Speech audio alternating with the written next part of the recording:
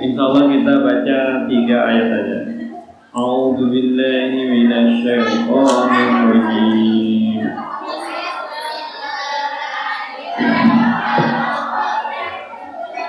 Wa bidzulmin minal ladzina hadu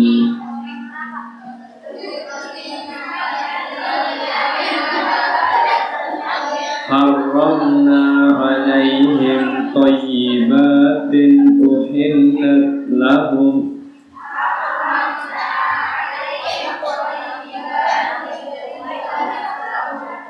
wa bisaddihim an sabilillahi katsira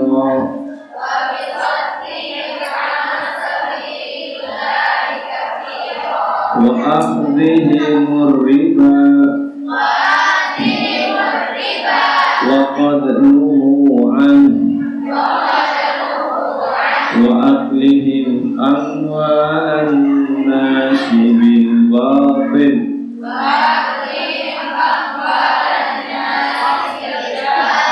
wa a'tadna lil kafirina minhum azaban alima.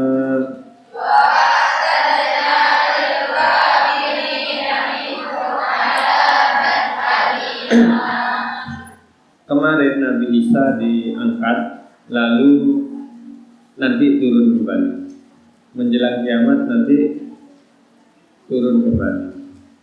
Di antara dalilnya ini, ya, tolong antum ingat nanti ini mutawaffika. Kata ini mutawaffika, ya, artinya bukan mewafatkan. Ya, ahli tafsir banyak mengartikan menidurkan. Wa wallazi yatawaffakum bil-laili wa ya'lamu ma jarahtum bin-nahar. Artinya menidurkan atau memberi sempurna. Wafa berasal dari kata wafa. Wa in min ahlil kitab illa la yu'minanna bihi. Nanti ahli kitab, ya, terutama Nasrani, ahli kitab Nasrani ini adalah la yu'minanna bihi. Mereka mengimani Nabi Isa, mengimani sebagai Rasul, bukan sebagai Tuhan atau sebagai anak Tuhan. Ya, karena di hadisnya Ibnu Abbas bahwa setelah Nabi Isa itu ada, lalu orang ahli kitab terbagi 3. Ada yang mengatakan Nabi Isa itu Allah. Ya, kalau di Arab namanya kelompok Yakubiyah. Ada yang mengatakan anak Allah, itu Nasturiyah. Kemudian orang yang beriman mengatakan hamba dan Rasulnya. Nah, yang mengatakan ini namanya Injil Barnabas. Barnabas ini murid utama, tapi di Injil dia berbeda dengan yang di Injil sekarang dominan. Namanya Paul, ya, Paulus. Bahasa Inggrisnya Paul, kalau bahasa Yunaninya Paulus. Francis, kalau di ini kan jadi Franciscus. Jadi karena sering beda pendapat, maka dibilang Injil Barnabas itu dibilang tulisan kaum muslimin. Padahal itu ada dari banyak Injil yang diterima cuma 4, di antara yang ditolak itu Injil Barnabas. Dan itu ditulis bukan dalam bahasa Arab. Ya, Injil pertama itu ditemukan ditulis bahasa Yunani, bukan Ibrani, mana bahasa asli nabinya. Ya, kita ceritakan ini bukan percaya sama Injil, tapi Quran menyebutkan bahwa mereka berselisih, menyebutkan juga bahwa orang ahli kitab nanti akan mengimani kepada Nabi Isa qabla mautihi, sebelum meninggalnya. Meninggalnya siapa? Apa meninggalnya orang Kristen atau meninggalnya Nabi Isa? Ya, itu namanya qabla mautihi. Kalau hi-nya, ini belajar domir, ya, hi-nya kembali kepada Nabi Isa, berarti mengimani sebelum Nabi Isa meninggal. Berarti Nabi Isa belum meninggal, diangkat dalam keadaan utuh badan dan badan dan ruhnya. Sehingga nanti turun di akhir zaman bertemu dengan Dajjal, badan dan ruhnya. Nah itu riwayat kaum muslimin dan sebagian dari ahli kitab ada yang seperti itu, yang di Injil Barnabas kemarin. Kalau diartikan, ada yang mengartikan sebelum orang itu meninggal. Artinya gini, orang Kristen sebelum meninggal nanti akan tergambarkan. Ya tergambarkan gini, orang kalau dalam keadaan susah itu tergambarkan. Orang Islam atau kita kalau mau meninggal itu tergambar. Yauma yatadzakkarul insanu ma sa'a. Jadi kalau aku nakal dulu, ingat semua nanti sebelum meninggal. Kalau aku sakit, aku ingat semua.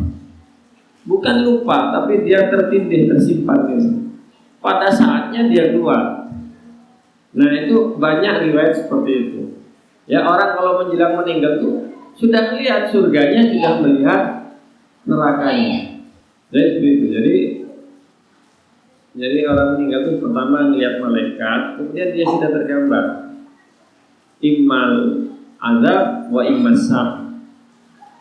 Bahasa ya'lamun, nanti akan tahu dia. Kalau pas dia kiamat ingat semua. Katanya perempuan kalau mau melahirkan nanti ingat ibunya.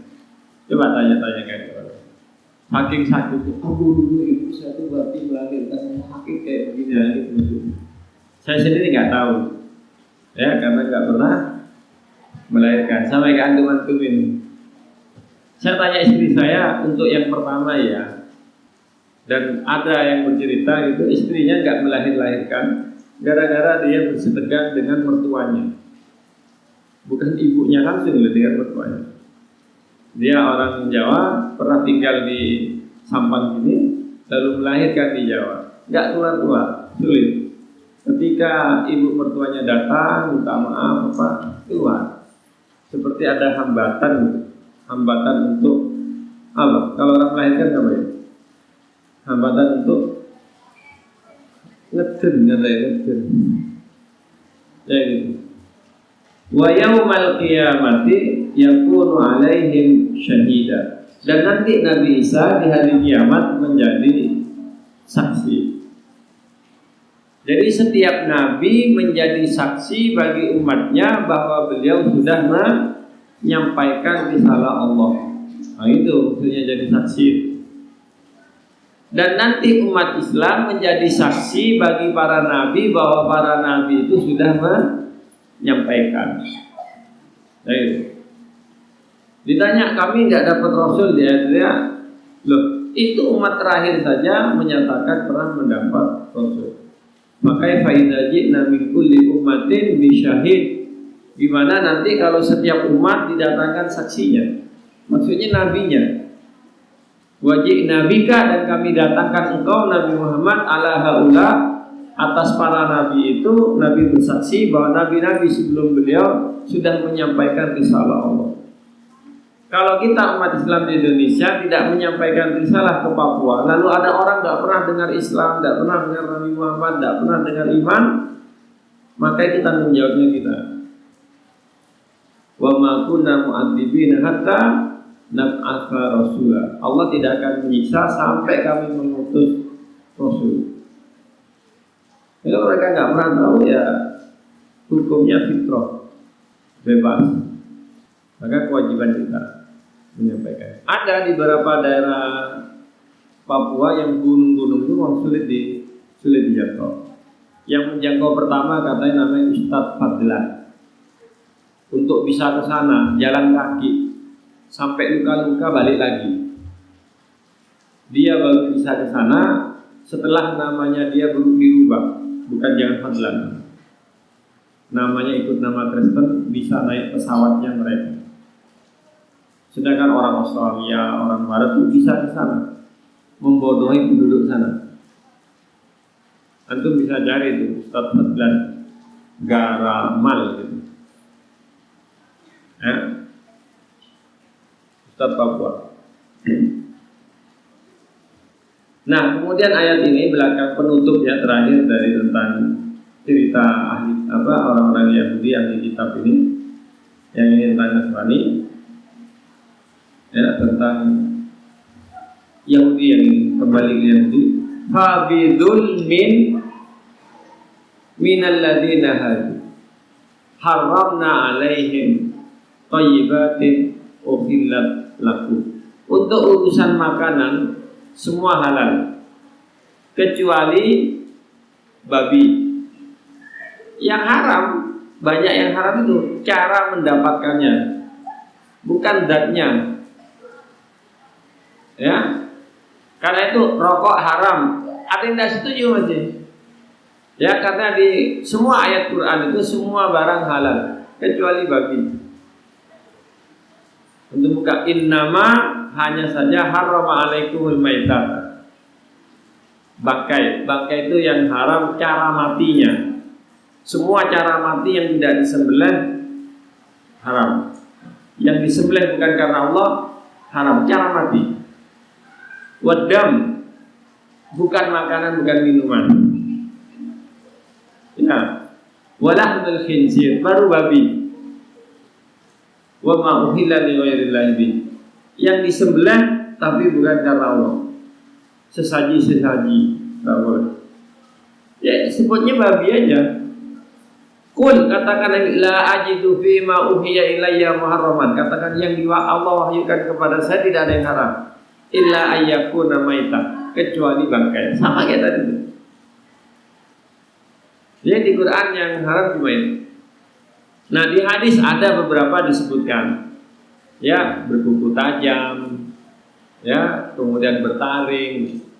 Nah sebagian ada yang menganggapnya haram, ada yang menganggapnya makruh, menjadikannya makruh karena di ayat tidak mengharamkan. Jadi begitu. Kalau di masyarakat dimakan anjing sama dengan digigit anjing sama dengan najis mughalladzah. Digigit anjing itu karena di umumnya pendapat Syafi'i itu liur anjing najis mughalladzah. Jadi dimakan haram. Kalau di surat Al-Maidah yang digigit anjing boleh dimakan.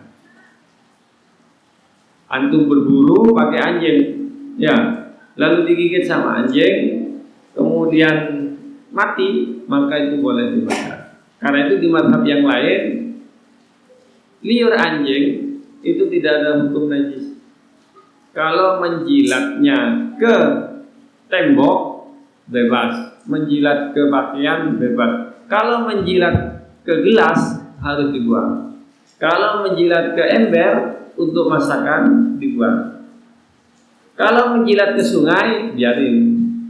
Menjilat ke kolam biarin. Karena idza walagha fi ina'in, hadisnya gitu. Nah, antum sudah tahu hadisnya. Ya ingat-ingat nanti belajar di bagian Thaharah ayat idza walagha kalbu fi ina'in. Walagha itu menjilat gini tapi untuk yang basah. Walagha itu. Ina itu tempat masak, bukan tempat-tempat yang lain. Nah, karena disuruh buang menurut Imam Syafi'i itu namanya najis mughalladzah. Tidak ada najis yang disuruh buang dan disuruh cuci sampai 7 kali. Satu pakai pasir, pakai sabun pasir. Ya pakai tanah kan. Tidak ada kecuali ini. Sehingga dihukumkan najis mughalladzah. Jadi kalau imam yang lain, Imam Malik, ya disuruh buang, disuruh cuci. Bukan karena najis, ya disuruh begitu. Karena kalau najis nanti nggak ketemu dengan anjing yang gigit itu. Jadi urusan fikih. Ya urusannya Mbak Fitriana, Ustaz Rafi, Ustaz Munir. Ya kenapa saya ingin sebutkan itu? Ya karena di sini disebutkan, ya fabidul min berkat kedoliman. Nah, orang Yahudi ingin mengatakan bahwa sebetulnya ini tidak haram, yang mengharamkan Nabi. Enggak, yang mengharamkan itu mereka sendiri. Antum bisa buka di surah Al-Imran. Kul kullu ta'am kana hillan li Bani Israil. Semua makanan itu halal buat Bani Israil. Illa ma harrama Israilu ala nafsi. Kecuali yang Nabi Yakub, Israel itu Nabi Yakub, yang dia tidak mau, lalu diharamkan. Di antaranya tidak mau makan dagingnya onta, susu onta, maka jadi haram. Min qabli an tunazzalat Taurat. Jadi sebelum Taurat itu turun, mereka yang tentukan sendiri ini haram, ini tidak haram, ini haram gitu. Padahal menetapkan halal dan haram harus dari Allah. Nabi nggak boleh tetapkan halal haram itu. Saya haram minum kopi, mulai tidak ada. Bilang aja saya nggak mau minum kopi karena perut saya kembung habis minum kopi. Besok kalau udah nggak kembung, tahu caranya nggak apa-apa. Tapi jangan mengharamkan. Ya, Nabi pernah ditegur gara-gara itu. Apa yang diharamkan? Ada yang bagus-bagus diharamkan. Dalam surat Al-An'am ayat 106. Ya, wa 'alal ladzina hadu harramna 'alaihim apa? Syuhumahuma. Jadi orang Yahudi tidak boleh makan gajah, lemak. Kalau di Madura kalau sate separuhnya itu lemak. Kalau 5 tusuk daging, lemak, daging, lemak, daging. Nah, ini. Ngerti ya? Gajah yang putih-putih. Antum kalau di Sampang makan di Tari, nah itu gajinya 2. Makan di mana? Mufakat, itu gajinya 2. Karena itu yang membuat enak itu katanya. Nah itu yang haram. Banyak yang haram di Alkitab itu. Model apa? Saroton, apa? Crab, Mr. Crab itu, Mr. Crab, kepiting. Tidak boleh. Banyak mereka hewannya nggak boleh. Termasuk babi itu nggak boleh walaupun diganti-ganti. Di Alkitabnya masih ada beberapa makanan yang tidak boleh. Ya, ya. Jadi ini bukan Nabi Muhammad haram-haram, tapi Allah menghukum karena mereka zalim. Maka Allah menyebutkan fabidulmin, maka karena kedoliman mereka. Kedolimannya apa? Ayat sebelumnya sudah banyak menyebutkan. Kenapa? Haramna, kami haramkan thayyibatin uhillat lahum. Ya, yang baik-baik yang Allah haramkan, yang Allah halalkan mestinya atas mereka. Lalu diharamkan. Wa bisaddihim an sabilillahi katsirain. Ya, tugasnya orang Yahudi sampai hari ini ya, 1, sering menghalangi orang untuk pergi beribadah, untuk mendirikan masjid, untuk mendirikan gereja. Jadi, ya, yang sering beribadah itu 1 umat Islam. Umat Islam sehari 5 kali. Kristen sepekan sekali. Latihan malam Jumat. Latihannya malam Jumat. Minggu pelaksanaan. Kalau orang Islam tidak ada latihan, karena dia dari kecil seperti itu, diulangi terus. Ya, orang Yahudi nggak ada ibadat berjamaah. Orang Yahudi itu ibadatnya pakai topi gini, ke tembok ratapan, sendiri-sendiri. Mereka harus cari gimana caranya.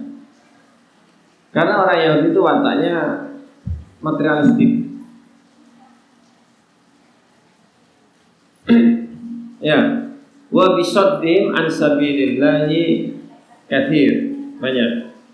Yang pertama, yang kedua, ya tadi karena dolim menghambat jalan Allah, agama Allah. Yang ketiga, makan barang haram. Ini ciri khasnya. Wa ahdihimur riba, dan mengambil riba. Riba, ya semua dunia ini ikut bisnis pola Yahudi, yaitu pakai sistem riba. Seperti di surat Al-Baqarah Surat Al-Baqarah yang mengatakan wa Allahul bai'a wa harramar riba. Maksudnya apa? Riba dengan jual beli itu sama aja. Cuman Allah membolehkan jual beli, mengharapkan riba. Padahal sama aja gitu. Itu perkataannya orang Yahudi. Ya, riba itu adanya di mana? Riba itu adanya di hutang piutang. Kalau nggak ada hutang piutang berarti tidak ada riba. Hutang piutang itu gimana? Antum tidak bayar sekarang. Ngerti? Kalau beli ini nanti ya duitnya berarti itu hutang. Walaupun setengah hari, 2 jam.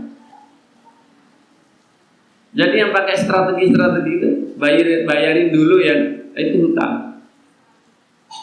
Nggak sih mau bayar. Kalau nggak sekarang namanya hutang. Yang nggak hutang itu gini, nakdan, kontan lah. Ya gitu. Selama masih ada jeda waktu itu namanya, kalau ngambil kelebihan namanya riba. Nah sekarang semua bisnis gitu hampir rata-rata gitu ya. Jadi bayarnya beli sepeda motor kontan 24 juta, kredit 30 juta 2 tahun. Coba antum bilang kontan 24 juta, kredit 1 tahun 24 juta. Antum bikin gitu nanti lebih banyak laku ya kan? Nah itu. Jadi kontan dengan kredit mesti beda karena utang. Nah sekarang dunia itu semua kayak gitu. Indonesia ini, Anda tahu Indonesia ini hutangnya berapa? Di atas 7.000 triliun. 7.000 triliun. Setiap tahun membayar 400 triliun. Bayar apa? Bunganya doang. Ya sekarang kalau di breakdown penduduknya sekian juta, per kepala nih berapa puluh juta gitu hutangnya per kepala. Cuma nggak tahu jadi apa, nggak tahu. Ya gitu. Kalau dulu ini katanya Said itu ya, Pak Karno hutang sehari itu 0, sekian triliun. Pak Harto, kemudian siapa lagi? Pak SBY 0, sekian triliun. Nah, Pak Jokowi hutang setiap harinya itu hutangnya itu 1,7 triliun. Kalau dihutang per harinya. Lah, setahun itu kan cuma 365 hari. Kalau 3.000 kan lebih. Ya gitu. Ya, hari ini hampir di setiap kota pola jual belinya itu pakai sistem riba. Hati-hati. Pernah di satu kota mau beli sepeda motor kontan nggak bisa. Dia belinya harus lewat Adira namanya. Tahu Adira? Adira Finance di Sampang Udara.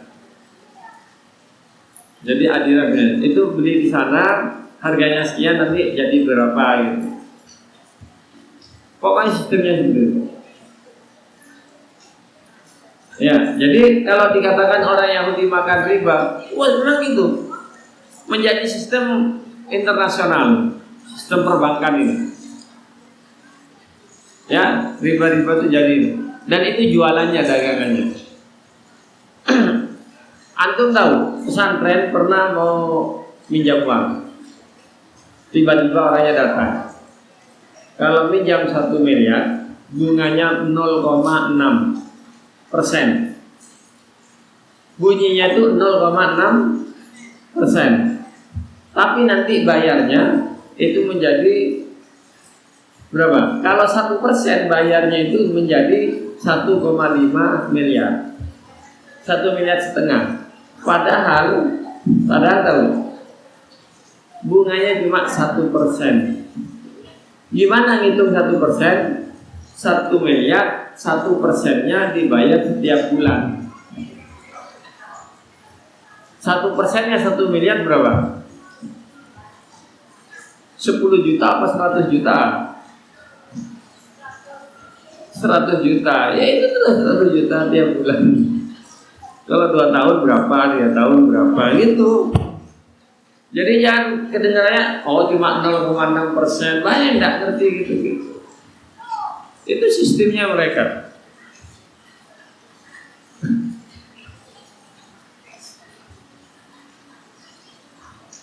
Ya. Wa tadna lil kafirina minhum azaban alim. Allah siapkan mereka siksa. Ya, wa aklihim amwalan nasi bil batil, dan sering mengambil harta orang dengan cara yang batil. Kalau sistem online ini namanya subti. Subti itu artinya mengambil harta orang dengan cara haram. Antum yang makan barang haram sulit jadi orang baik. Di Al-Baqarah itu prototip syarat menjadi orang muslim yang baik. Ya, memakan barang haram sulit menjadi orang baik.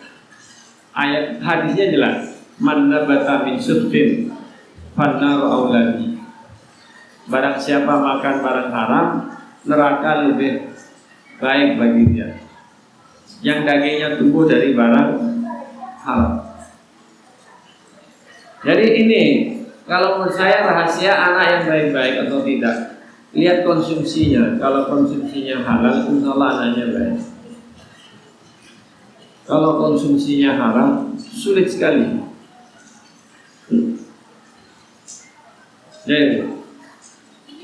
Jadi antum lihat hutang online, korbannya banyak banget.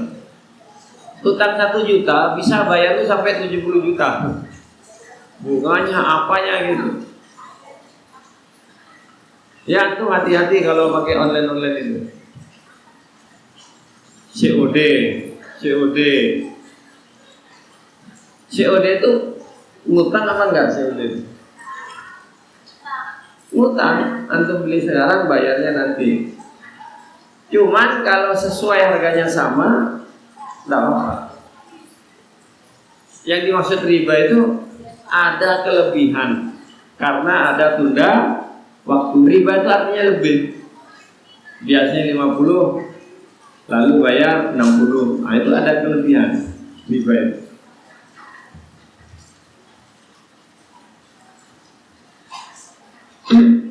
Yang terakhir,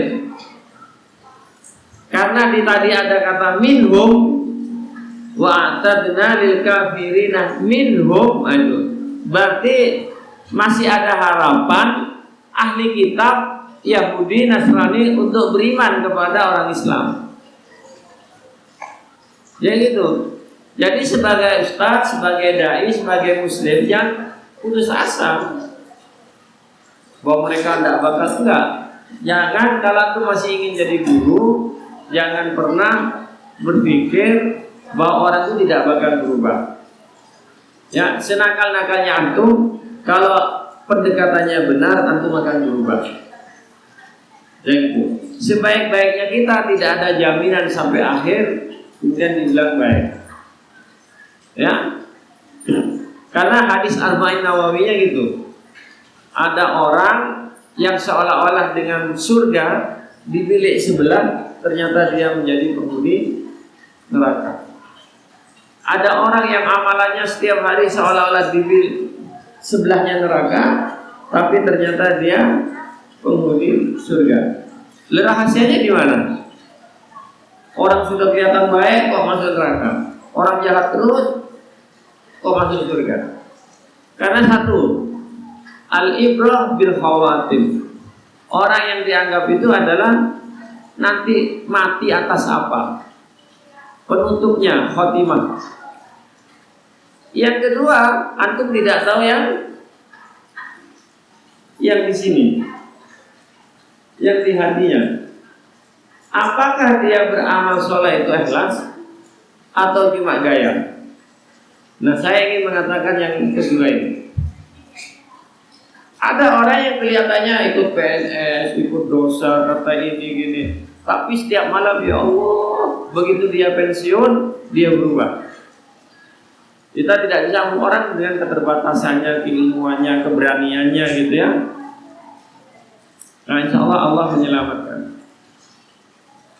Jadi kita nggak tahu, ada orang yang kelihatan nakal tapi nggak tahu hatinya. Nah, kita nggak usah ponis. Kita hanya menyampaikan, ya, nerima tidak itu urusan nanti proses. Kalau antum mau jadi ustaz, mau jadi guru, mau jadi dai. Kecuali antum mau jadi hakim. Kalau hakim, lu goblok, lu neraka lu. Nah, itu hakim namanya. Ya, ada ustaz nggak? Kalau dia sudah meninggal baru ke final. Kalau selama masih hidup masih ada kemungkinan. Ya, sehingga di sini Allah masih memberi kesempatan menguji apa? Lakinir rasikhuna fil ilm. Tetapi orang yang ilmunya mendalam, minhum dari mereka ya, wal mu'minun dan orang beriman. Ya, tandanya apa? Mengimani Quran, mengimani sholat, zakat, mengimani hari akhir, sanuktihim ajran azim. Allah akan beri pahala besar. Nah, orang Yahudi itu memang tidak banyak yang masuk Islam. Yang masuk Islam memang adalah tokoh-tokoh yang ahli agama, yang jujur. Ketuanya namanya Abdullah bin Salam. Lalu ada beberapa nama itu, saya lupa nama-namanya. Yang populer itu Abdullah bin Salam. Kenapa? Coba lihat. Yang masuk Islam dari orang Kristen siapa coba? Banyak mantan pendeta, biarawati. Mereka yang belajar agamanya dengan benar, lalu ketemu Quran itu masuk Islam. Coba lihat siapa yang murtad. Yang murtad itu orang-orang yang lapar atau yang belajar agama tidak untuk akhirat. Pernah dialog antara murtadin dengan mu'alaf. Paham ya? Yang murtadin itu ngajinya nggak beres. Yang mu'alaf ngajinya bagus. Yang murtadin nggak bisa menukil Alkitab. Gitu. Yang mu'alaf hafal Alkitabnya itu. Menurut Korintian, menurut ini nih. Kenapa? Dia sebelum memilih Islam itu gelisah gundah. Siapa? Belajar betul. Kita murtad gara-gara nggak tahu Qurannya, nggak tahu juga Alkitab itu apa. Taunya apa? Indomie. Seleraku. Taunya itu. Dikasih Indomie, dikasih uang sekian, sekian. Jadi itu bedanya. Jadi karena orang mau masuk Islam ini banyak yang harus diperhatikan ya. Karena kita masih zaman Mekah mungkin ya. Kalau kita masuk Islam itu nanti ekonomi gimana, ini gimana, dia siap. Tapi kalau antum keluar dari Islam tuh banyak yang iming-imingi gitu. Ya. Ya, jadi saya kira inilah barangkali yang bisa dikatakan bahwa ahli kitab tidak semuanya nanti, jangan ceritanya tadi itu serem-serem mereka begini membunuh nabinya. Tidak, tetap ada kemungkinan beberapa orang yang masih mungkin beriman. Aqul qouli hadza astaghfirullahaladzim wa lakum Assalamualaikum warahmatullahi wabarakatuh.